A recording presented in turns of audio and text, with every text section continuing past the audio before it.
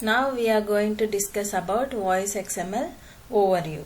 So first of all, the overview is like voice XML brings the web to telephones. Okay, so usually what we do, all the applications using HTML, those kind of things, web related things, we through only text we contact, right?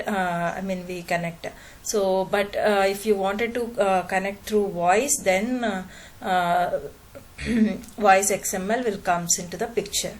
So, VXML is a specification that defines a standard interface for this based on W3C's XML. Same like however HTML XML has follows W3C standards, right? For VXML also we have W3C standards.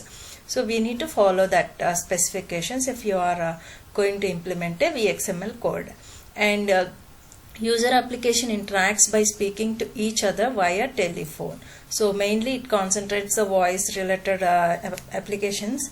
So which means that when you are talking each other that through telephone, then it interacts. Voice XML will get interacts. So then platform vendors, app developers and tool providers all can be benefit from the code portability and reuse also.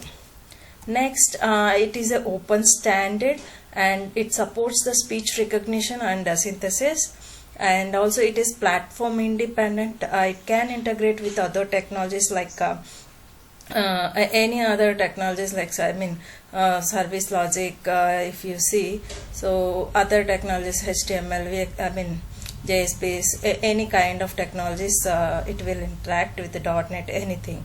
And it is flexible to use anywhere, and widely it is used in the voice related applications, and the mainly development tools are widely available.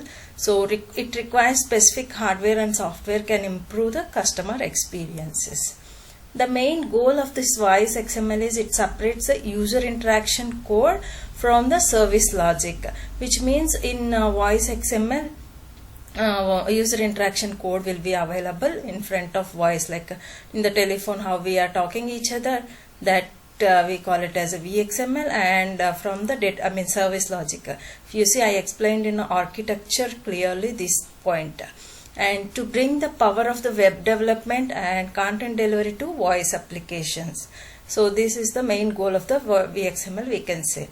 And also to use existing web service logic to deliver the voice content. The main scope of this voice XML is it is language. The language describes the human-machine interactions provided by voice response systems, which includes the following. That is recognition of spoken input, recognition of DTMF input. The input can be like audio or DTMF, anything. And output of audio files and output of synthesized speech, which is text to speech. Also control of Dialogflow and the calls call transfer and disconnect. So this is the scope of the VXML. If you compare the traditional web versus voice web, then how it looks like. Mainly it consists of graphics via HTML. UI consists of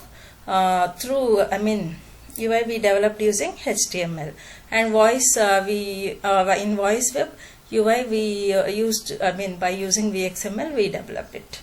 And web browser on a client side, it will be like a web browser, and at client side telephony audio channel like TV channels and any phone banking.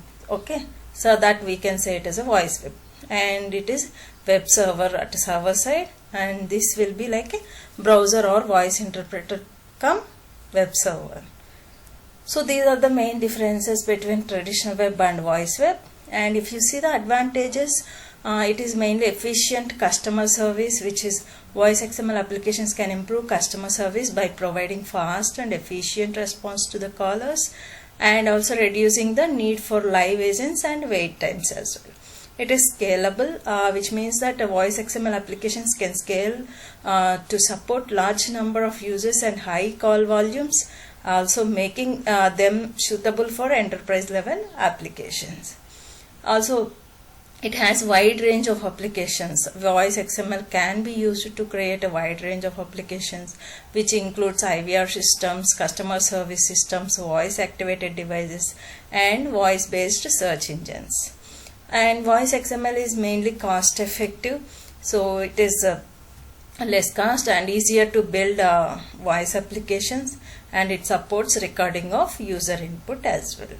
So these all about the voice XML overview. We can say, like, we have seen what is the difference between traditional web and voice web, and scope of the voice XML, goals of the voice XML, what are the advantages of voice XML. These all comes under overview of voice XML. I hope you understood well about this topic. If you like this video, please do like and subscribe to my channel.